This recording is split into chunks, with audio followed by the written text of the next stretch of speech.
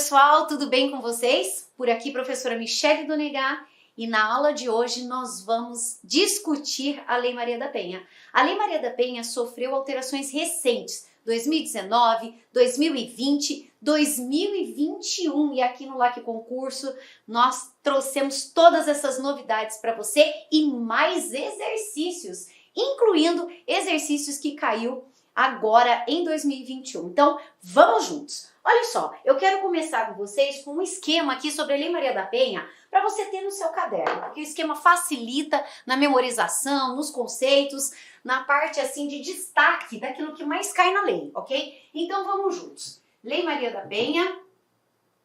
Lei Maria da Penha. Vamos lá, gente. No nosso esquema, a gente vai começar falando quem é a vítima, né?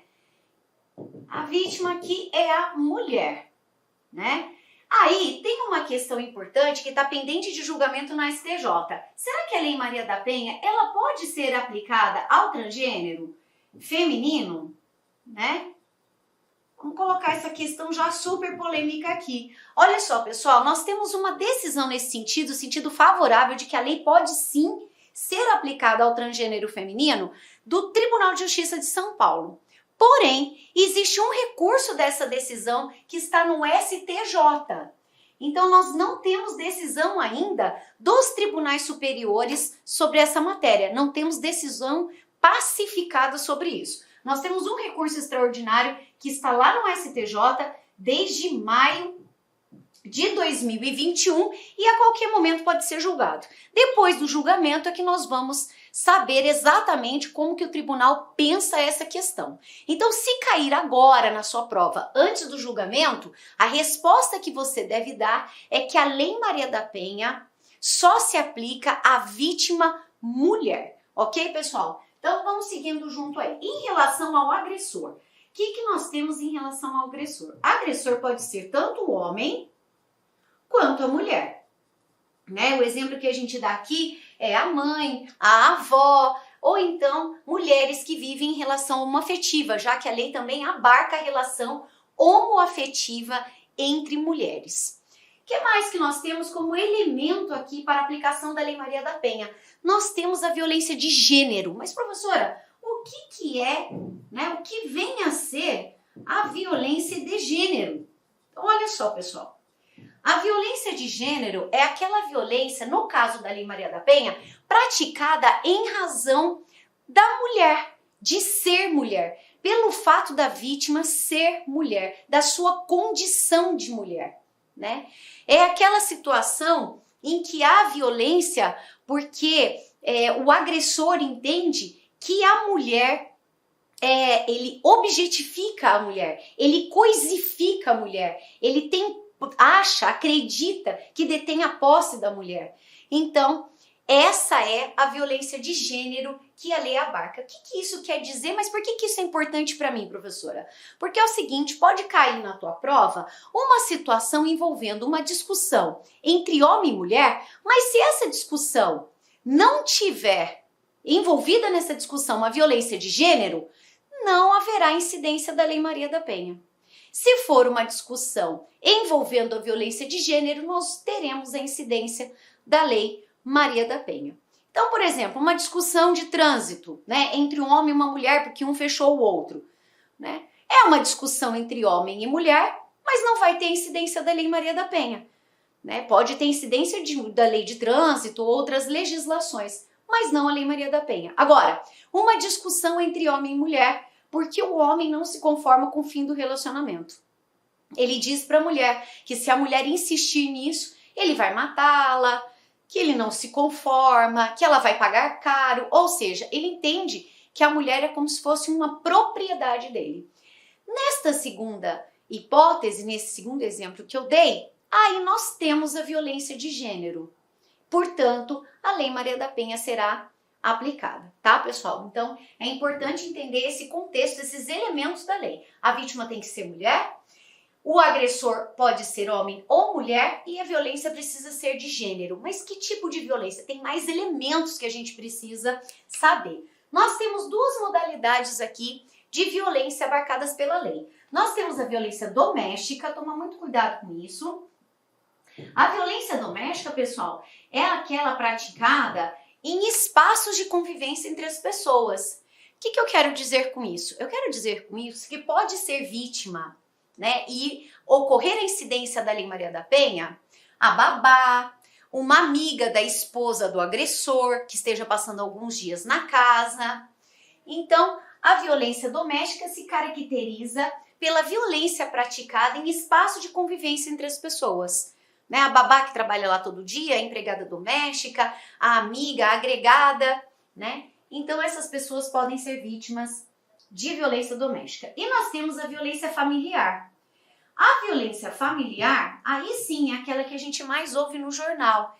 É a violência praticada em razão de laço de parentesco, né? Nós já mencionamos aqui o pai contra filho, o irmão contra irmão, o avô contra a neta, ou a mãe contra a filha, né? A avó contra a neta. E nós temos também o laço afetivo. O laço afetivo, aí sim, nós temos o cônjuge, ex-cônjuge, companheiro, ex-companheiro, namorado, ex-namorado. Lembrando que a lei não exige coabitação entre o agressor e a vítima, mas exige esses elementos, que a violência ela aconteça nesse contexto. Eu preciso que haja uma vítima mulher, o agressor deve ser homem e mulher, e a violência praticada tem que ser a violência de gênero, em razão da vítima ser mulher, tá? E a violência deve ocorrer aqui nessa situação doméstica, espaço de convivência entre o agressor e a vítima, ou a vítima ter algum laço de parentesco ou afetivo com o agressor. Fora dessas hipóteses aqui, pode ser que eu tenha crime, mas não haverá a incidência. A Lei Maria da Penha não será aplicada se não houver todos esses elementos aqui. Certo, pessoal? Muito bem. Além disso, além desses elementos, a gente precisa de algo mais. Então, vamos lá. Vamos juntos aqui colocar para vocês. A lei prevê espécies de violência, né? São formas de violência contra a mulher. E ela elenca a violência física, a violência psicológica, a violência sexual, patrimonial e moral. E as bancas cobram muito isso dos candidatos em concurso, né? O que poderia caracterizar, de acordo com a lei, a violência física? Qual o exemplo de violência moral? Então é isso que nós vamos colocar aqui no quadro para vocês. Então vamos juntos aí nas formas de violência contra a mulher prevista na Lei Maria da Penha. Olha só, a primeira que nós vamos mencionar, gente, vai ser a violência física, né? Que é bastante comum. Então vamos lá, formas de violência. Vou colocar aqui. Formas de violência contra a mulher. Formas de violência contra a mulher. Aí, pessoal, nós vamos ter a violência física. Na violência física, o exemplo que a gente pode dar aqui é o crime de lesão corporal, né? Nós temos o crime de lesão corporal, nós temos o crime de feminicídio, nós temos o crime de feminicídio também que caracteriza, né? São exemplos aí de violência física. Nós temos, além da violência física, tem a violência sexual. A violência sexual, nós tivemos alteração agora em 2021. Como exemplo aqui de violência sexual, nós temos o crime de estupro. Nós temos o crime, né, que é um novo delito, é um novo crime previsto no Código Penal, que é o crime de importunação sexual. Importunação sexual, né? Nós temos também aqui, além desses delitos, o crime de obrigar a mulher a tomar contraceptivo ou proibir a mulher de tomar contraceptivo. Nós temos o crime também de exploração sexual da mulher. Nós temos o crime aqui também, a conduta que caracteriza a violência sexual, a conduta de obrigar a mulher a participar de jogos sexuais, né? Então, todas essas condutas vão caracterizar a violência sexual contra a mulher e vai fazer incidir a aplicação da Lei Maria da Penha. Um detalhe importante, né? O crime de estupro está lá no Código Penal, o crime de importunação sexual também está no Código Penal. Ah, tem mais um delito, pessoal. A divulgação de imagem, de vídeos contendo cena de sexo ou nudez também caracteriza violência sexual contra a mulher, isso está no Código Penal. Mas, por exemplo, nós não temos um delito que está escrito assim, ó, obrigar a mulher a usar contraceptivo ou impedir a mulher de usar o contraceptivo. Expressamente assim, nós não temos esse delito lá. Mas se não está escrito a conduta como crime, eu tenho como aplicar a Lei Maria da Penha? A resposta é que sim, pessoal. Tem. Mesmo que a conduta prevista na Lei Maria da Penha não esteja prevista exatamente como crime no Código Penal, o juiz pode aplicar as medidas protetivas de urgência. O que eu quero dizer com isso? Eu quero dizer que é possível que o agressor, porque não é crime, não vai caracterizar crime, ele não seja processado criminalmente por obrigar a mulher a usar anticoncepcional ou proibir ela de usar anticoncepcional, porque eu não tenho essa conduta lá no Código Penal. Porém, a mulher pode sim se valer da Lei Maria da Penha para que o juiz imponha contra o agressor as medidas protetivas de urgência. E por que isso é possível? É possível, pessoal, e anota no seu caderno, porque as medidas protetivas de urgência, elas são independentes da ação penal. Tá? Então, elas são autônomas, elas podem ser aplicadas independentemente se vai ou não haver ação penal, tá bom? Então, olha só, nós temos, além da violência sexual, nós temos a violência patrimonial. Na violência patrimonial, a destruição dos objetos de trabalho da vítima, né? Não permitindo que assim ela possa exercer a sua profissão, os seus itens pessoais. Então, a destruição desses objetos vai caracterizar a violência patrimonial. Aqui a gente pode ter o crime de dano, né? Por exemplo, ou também a venda de patrimônio, de imóveis sem autorização da mulher também pode caracterizar aqui a violência patrimonial. E nós temos, pessoal, a violência moral. Nós temos a moral. A moral vai se caracterizar pela injúria, pela difamação e pela calúnia. São os crimes aqui que caracterizam a violência moral. A injúria são os xingamentos, né? Bastante comum nessas relações conflituosas que envolvem violência doméstica. Nós temos a difamação, que seria, né, de uma forma bem didática, seria o falar mal. Ah, se você não ficar comigo, eu vou contar para o seu chefe, eu vou falar mal de você no seu trabalho e você vai perder o emprego, por exemplo. É uma difamação. E nós temos a calúnia. A calúnia é quando vai ocorrer quando você imputa a outra pessoa um fato criminoso, né? Então, eu vou falar para todo mundo que você, por exemplo, é um traficante, né? Que você é traficante de drogas, que você leva drogas e traz aí para traficante, que você presta serviço para traficante. Então, na calúnia, o agressor impõe um crime, né, à vítima. E isso caracteriza violência moral. E nós temos a violência psicológica. A violência psicológica.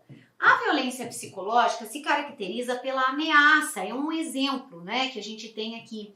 Pela ameaça, aquela promessa do mal futuro. Se não ficar comigo, eu vou te matar. Você vai ver, né? Então isso caracteriza, aquilo vai aterrorizando a mulher, vai retirando, minando a autodeterminação, né? O seu autocontrole. E isso pode, inclusive, provocar doenças emocionais, como depressão, ansiedade e levar até a um ato de suicídio. Então, alguns especialistas costumam dizer, inclusive, pessoal, que a violência psicológica chega a ser, em alguns casos, mais grave que a própria violência física. Então,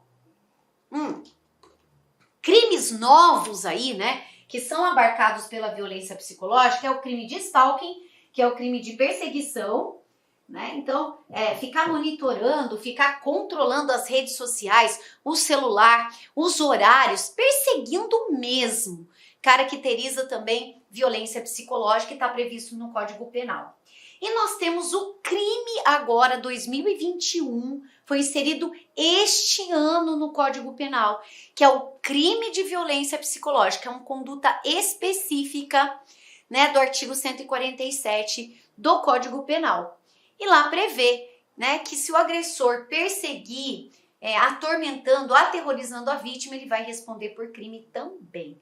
Tá? Então, a violência psicológica, ela tem, né, a Lei Maria da Penha trouxe essas novidades, trouxe o crime de stalking e trouxe também o crime de violência psicológica, além do crime de ameaça do artigo 147. Então, pessoal, nós temos todos esses elementos importantíssimos, né, para o enquadramento e aplicação da Lei Maria da Penha.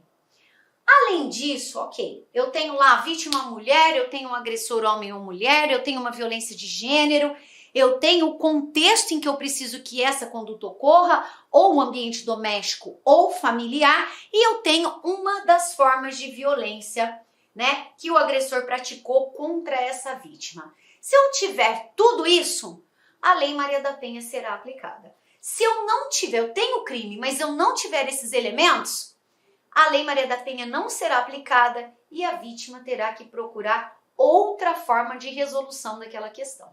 Certo, pessoal? Muito bem. A Lei Maria da Penha é uma lei de procedimento. Então, vamos supor, para a gente pegar hipoteticamente aqui, que o agressor praticou um crime de violência doméstica e familiar contra a mulher. A partir daí, da conduta criminosa, o que a lei prevê? O que vai acontecer para que esse agressor seja punido na forma da lei? Então, vamos colocar isso também num esquema aqui para vocês no caderno. Então, o procedimento ele vai prever o seguinte, tem algumas etapas e diferenças em relação ao Código de Processo Penal, porque é uma lei especial. Então, olha só, pessoal, ocorrendo lá o crime de violência doméstica contra a mulher, e aí a gente parte aqui, né? Então, vamos colocar aqui, crime de violência contra a mulher. Vamos pegar um exemplo bastante comum. Vamos pegar lá que o delito foi o artigo 129 do Código Penal, que é o crime de lesão corporal. Vou até escrever aqui, ó. Vamos colocar lesão corporal. Nessa hipótese, o que vai acontecer? Bom, a polícia é acionada, lembrando que vizinho pode chamar a polícia, a própria vítima pode chamar a polícia. Inclusive agora, pessoal, tem algumas senhas, né? Que a polícia já está treinada e sabe que se a mulher falar é porque ela está precisando de ajuda. Muitas vezes ela liga, é daí que a pizzaria, eu tô precisando de pizza, é urgente. Eu preciso de lanche, né? Então aquele X vermelho na mão também, se ela vai em uma farmácia ou em qualquer lugar, ela mostra aquele X vermelho é porque está precisando de ajuda. Então, existem alguns gatilhos que vai fazer com que a polícia entenda que aquela mulher precisa de socorro e vá até a residência ou aonde ela estiver para que possa fazer cessar a violência contra a mulher. Então, olha só. Então, vamos colocar aqui que geralmente é assim que vai acontecer, a polícia militar é acionada. A polícia militar sendo acionada, ela vai até o local em que a vítima está e faz a abordagem. Aí ela conversa com a vítima, conversa com o agressor e vai fazer a condução deles até a delegacia. Condução até a delegacia. Muito bem. Na delegacia, pessoal, vai acontecer, né? Se for a situação de flagrante, pode acontecer a prisão em flagrante do agressor.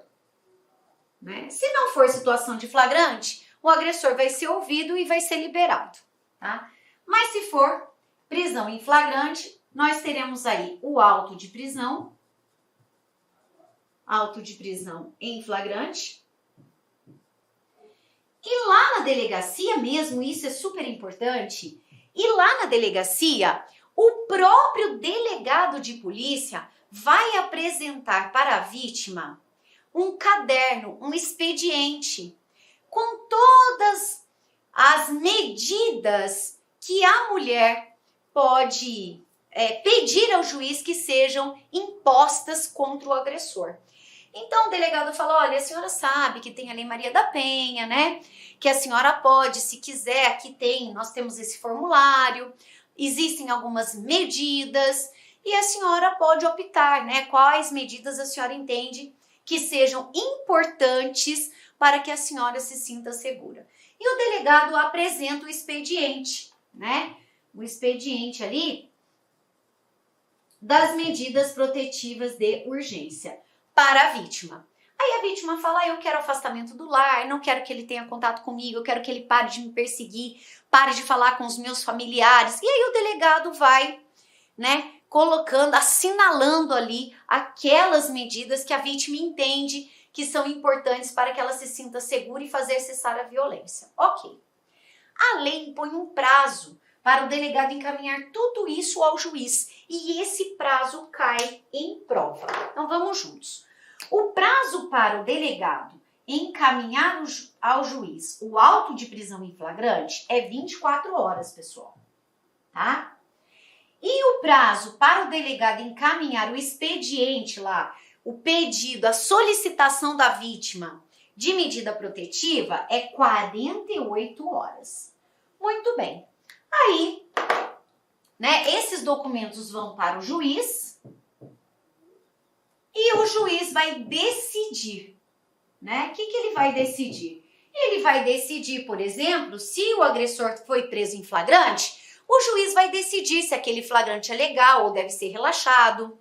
O juiz vai decidir se concede liberdade provisória para o agressor ou não, ou converte a prisão em flagrante em preventiva. O juiz também vai decidir em relação à prisão se ele aplica ao agressor as medidas cautelares diversas da prisão, incluindo o uso de tornozeleira e a entrega do botão do pânico para a vítima. Então, são decisões, né, algumas decisões que o juiz pode tomar na audiência de custódia em relação à prisão. Muito bem. Em relação ao expediente, quer dizer, a solicitação da imposição de medida protetiva. Quando esse expediente chegar na mão do juiz, o juiz vai olhar, vai analisar a solicitação da vítima e vai decidir de acordo com a sua convicção. O que eu quero dizer com isso? Pode ser que o juiz defira todas as medidas solicitadas pela vítima? Pode, mas pode ser que ele também não defira todas as medidas, mas apenas algumas, por entender que aquelas são suficientes para fazer cessar a violência. Então, o juiz não está vinculado, cuidado com isso em prova, o juiz, no momento de decidir pela imposição das medidas protetivas, ele não está vinculado ao requerimento da vítima. Ele vai decidir de acordo com a sua convicção. Então, isso é muito importante. A mesma coisa vai acontecer em relação à prisão, tá? Muitas vezes a vítima na delegacia, ela fala para o delegado, eu iria me sentir mais tranquila e mais segura se ele ficasse preso. Mas pode ser que o juiz tenha um entendimento diverso e conceda a ele, ao agressor, a liberdade provisória, que significa que ele vai poder responder ao processo em liberdade, tá? Outra coisa importante aqui nessa fase, pessoal, alguns crimes praticados são afiançáveis, né? Cabe fiança. E a Lei Maria da Penha tem uma especificidade em relação à fiança. Mesmo que o crime for afiançável, só quem pode arbitrar fiança é o juiz. Tá, pessoal? Então, se o agressor for preso em flagrante e o crime for afiançável, quem vai aplicar essa fiança ao agressor na audiência de custódia é o magistrado.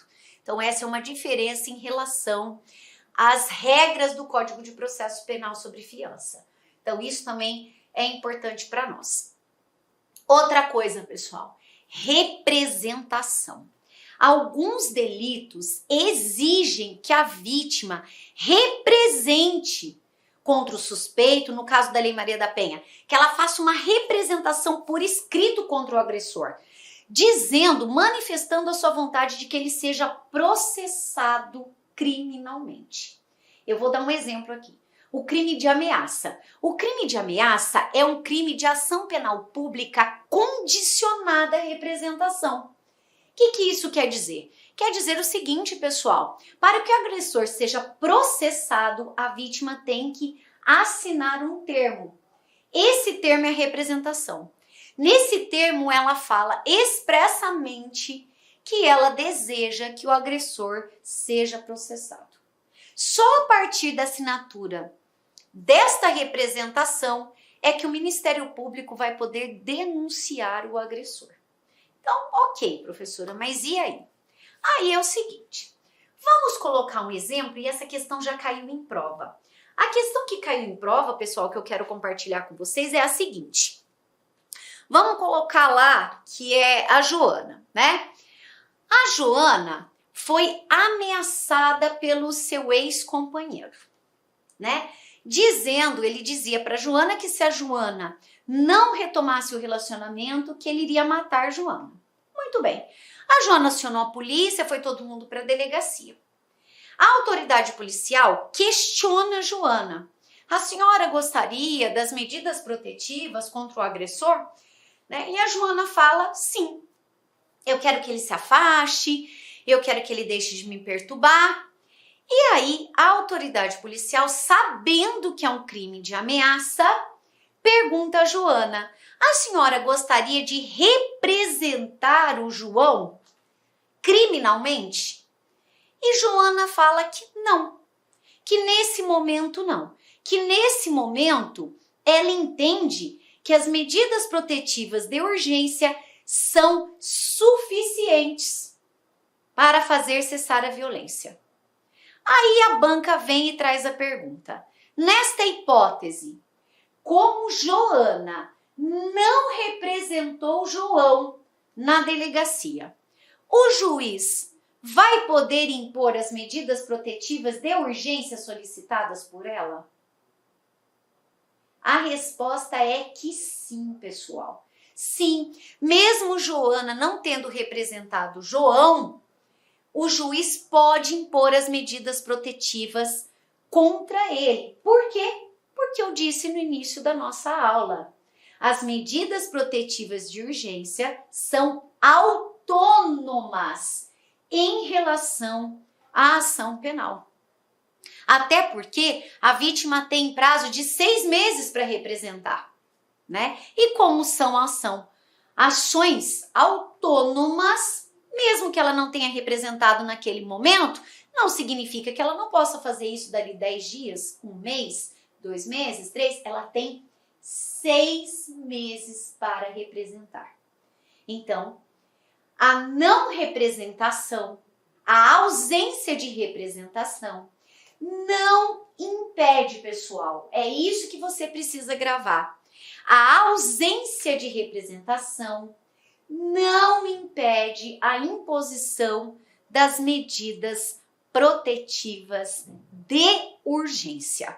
Lembrando que a gente está falando em crimes que a representação é condição para a ação penal. Porque se a ação for incondicionada, aí não precisa de representação. Crime, por exemplo, de lesão corporal leve, homicídio, né? Uma vez instaurado inquérito, a denúncia será oferecida e o processo vai seguir, mesmo que a vítima não queira, né? Então, nós estamos falando especificamente quando a ação penal é condicionada à representação. Muito bem, pessoal. Aí, ainda falando de ação penal condicionada, dei esse exemplo da Joana, já sabemos que a não representação não impede a imposição das medidas protetivas. Falamos do prazo, que né, a vítima tem 6 meses para representar e as medidas podem ser impostas antes desse prazo tranquilamente. Mas aí tem uma questão importante também. A medida protetiva tem prazo? Porque eu falei que a representação tem prazo. E a medida protetiva tem prazo? Não, pessoal. A lei não prevê um prazo fixo para a medida protetiva, né? Mas os juízes sempre colocam ali 6 meses, podendo ser prorrogada. Como ela é uma cautelar, Ela pode ser prorrogada se houver necessidade, ela pode ser revogada, ela pode ser novamente imposta ao agressor, tá? Então é importante também nós sabermos isso. Muito bem. Após, então, o juiz decidir sobre a prisão e as medidas protetivas, o agressor é intimado a cumprir as medidas protetivas e, se ele descumprir, ele pratica crime e pode ser preso. É o único crime previsto na lei, né? Descumprir medida protetiva caracteriza crime de descumprimento de medida protetiva. E aí o agressor pode ser preso preventivamente, tá? Então não é crime de desobediência. Quem descumpre medida protetiva não pratica crime de desobediência, pratica crime de descumprimento de medida protetiva, tá? Depois disso, pessoal, o inquérito policial é relatado no prazo legal. Nós temos 10 dias se está preso, 30 dias solto. E aí, todo esse expediente, todo o inquérito policial, medida protetiva, tudo isso vai para o Ministério Público, se a ação penal for pública, e o Ministério Público vai oferecer, ou não, né? Que ele também não é obrigado, ele vai oferecer, se houver indício de autoria, materialidade, se houver justa causa, o Ministério Público vai oferecer a denúncia. E aí, ofereceu a denúncia, tem início o processo criminal para que seja apurado o crime praticado pelo agressor. E no final, depois da ampla defesa e do contraditório, o agressor pode ser absolvido ou será condenado. Olá, meus amigos, minhas amigas, eu sou o professor Lac e eu estou aqui para fazer um convite muito especial. Primeiro, você assistir o restante dessa videoaula no nosso site da Lac Cursos. Aqui no YouTube são aulas demonstrativas para você ter aí o conhecimento, né, para você ter aí uma projeção das nossas aulas em relação aí ao concurso da GCM, Guarda Civil Municipal de Caldas Novas.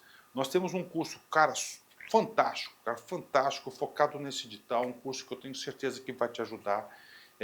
Só você clicar aqui embaixo, o menor custo-benefício do mercado, apenas R$ 199,90, investimento único, a melhor proposta pedagógica para você estudar de verdade com quem conhece, com quem aprova, quem vive o dia de concursantes, concurseiros no Brasil do dia a dia. Tá? Pode confiar aqui na Lac Concursos que você terá um excelente resultado. Bacana, meus amigos? Espero vocês. Valeu, tchau!